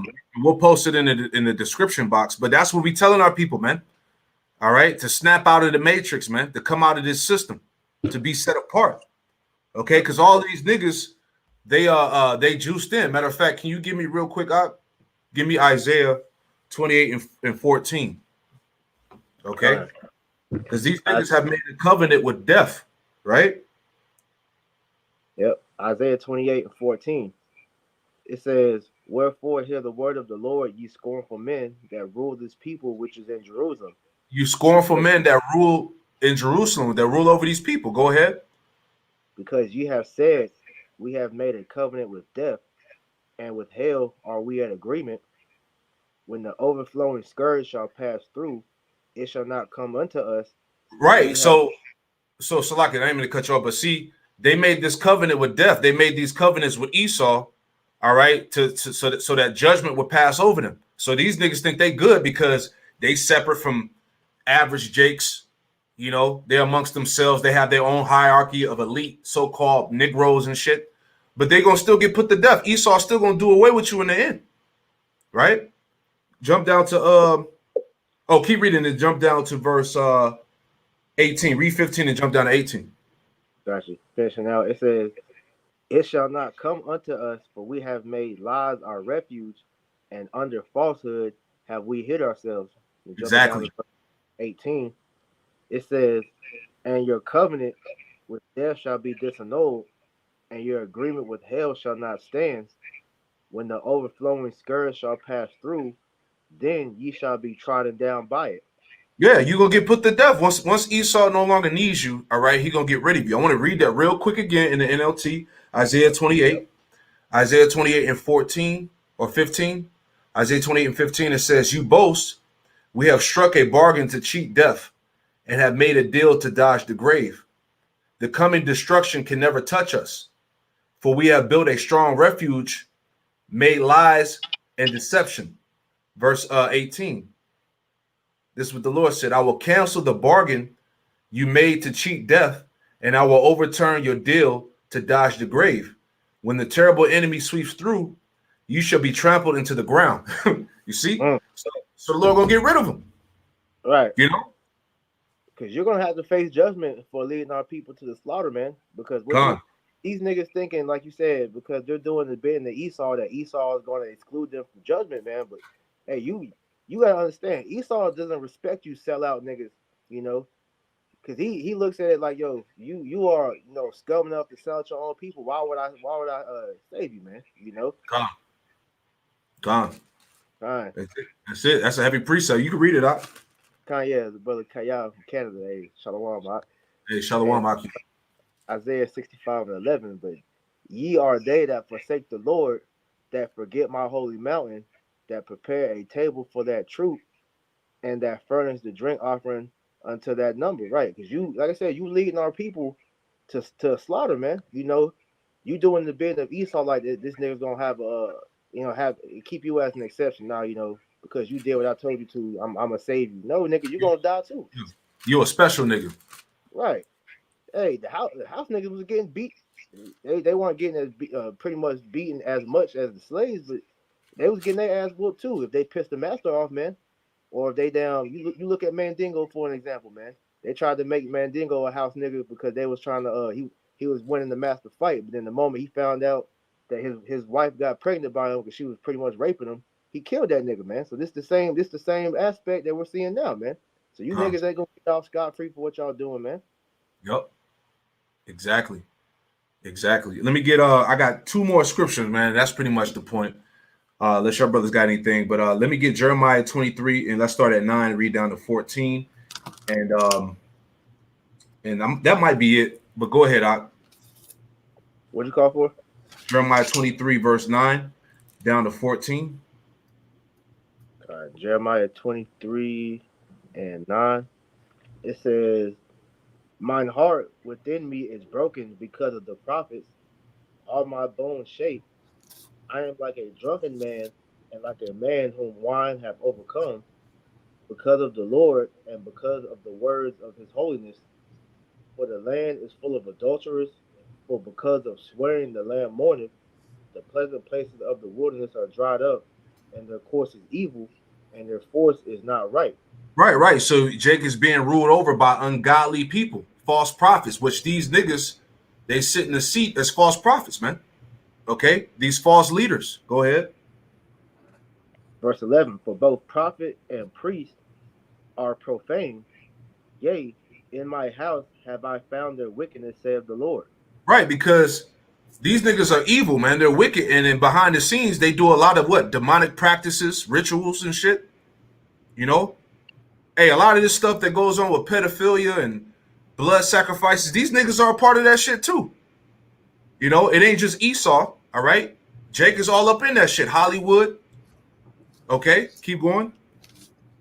It says, for both prophet and priest are profane, yea, in my house have I found their wickedness, saith the Lord. Yep. Wherefore their way shall be unto them as slippery ways in the darkness. They shall be driven on and shall fall therein, for I will bring evil upon them, even the year of their visitation, saith the Lord. Yeah, so eventually they're going to fall, right? Keep reading. Con. It says, I have seen in their prophets of, I've seen folly in the prophets of Samaria. They prophesied in Baal and had caused my people of Israel to err. Yeah. You know, all this Egyptian worship, a lot of what this Greek stuff goes back to, you know, pagan Greek shit, you know, all this stuff, man. Keep going. I have seen also in the prophets of Jerusalem an horrible thing. They commit adultery and walk in lies. They strengthen themselves in the hands of evildoers. They strengthen themselves in the hands of evildoers, man. All right, this is how they keep Esau in power, man. You know, they're like Esau's puppet, watchdog, spy for Jake, man. Go ahead. Yep. That none doeth return from his wickedness.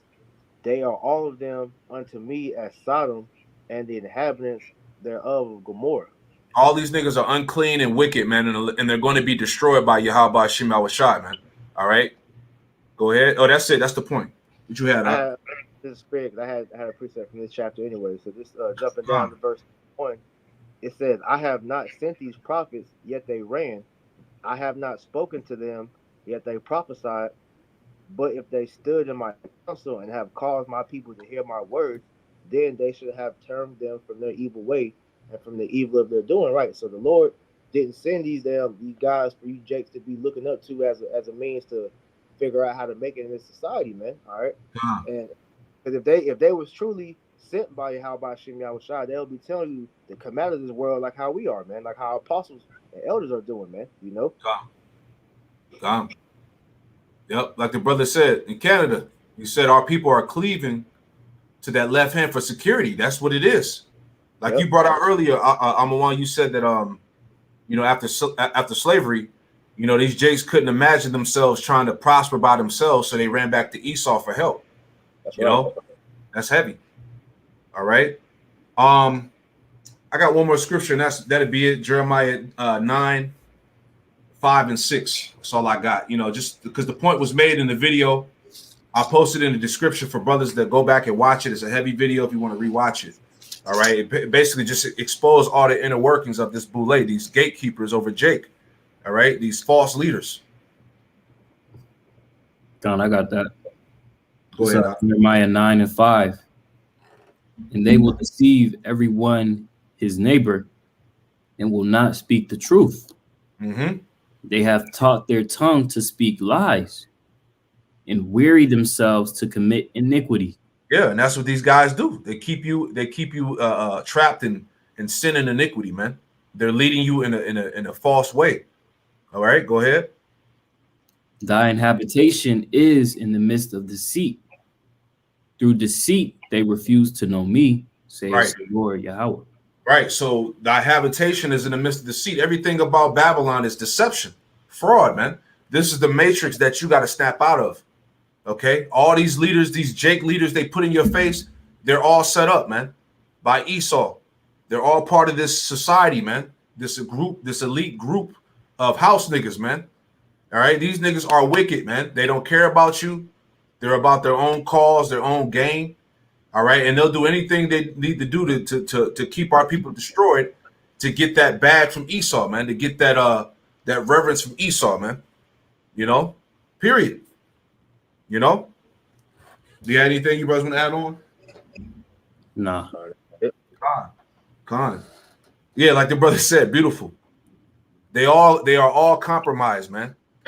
You know, Right. and 2/3 of our people, they can't see it. You know, they don't understand. They actually think that these niggas are for your cause. You know, nigga T.I. get on the platform, start talking about liberating Jake and rights for Jake. Nah, man, you just a nigga that was set up, man. Right. You know, and you notice in these last days, it's nothing but fucking actors and rappers and shit. You know, sluts and whores that are the voice for our people now. Cardi B, Yeah. you know, fucking Megan Thee Stallion. You know, she got Woman of the Year. Silly shit, man. You know? It the niggas that don't know nothing about life pretty much trying to tell you on how to live correct, man. You know, and show you, Esau is pretty much showing you this is the end, man. Because these, like how we talk about Bill Gates, like this nigga is a computer nigga trying to tell you that about health. What the hell does Cardi B doing and talking about politics? And niggas is really looking at her like she's smart, man. Right. You know? All these goofy ass niggas got platforms, man, leading you astray, man. You know? I got this is Matthew 24:4. And Yahushua answered and said unto them, take heed that no man deceive you, for many shall come in my name, saying, I am Christ, and shall deceive many, because all these people are trying to come like they're the savior, man. You know, like they have the answers, but you don't have the answer, Sway. You know, you niggas is lost out here. And lost all these, in the sauce. all these jakes that following in them, man. Hey, scripture tell you, man, the blind, hey, blind shall lead the blind, and both shall fall into a ditch, man. You know, they're gonna lead them right to destruction. God, that's it. Jeremiah 50:6. My people have been a lost sheep. Their shepherds, these false leaders, have caused them to go astray. They turned them away on the mountains. They have gone from mountain to mountain. That's why our people don't know the truth. That's why they're lost. All right, because these leaders that have been put in front of them keep them in that lost, in that dry bone state, man. You know, this is why our people perish for the lack of knowledge, man. All right, but hey, Jake is crazy, right? Selling out expeditiously, man. That's some shit he would say, right? Right. You know, but real talk, man. Hey, but we just want to make the point that look, all these niggas are juiced in. All right, they're not for your benefit. They're not for your advancement in society. All right, they're all set up to do the bidding of Esau, the devil.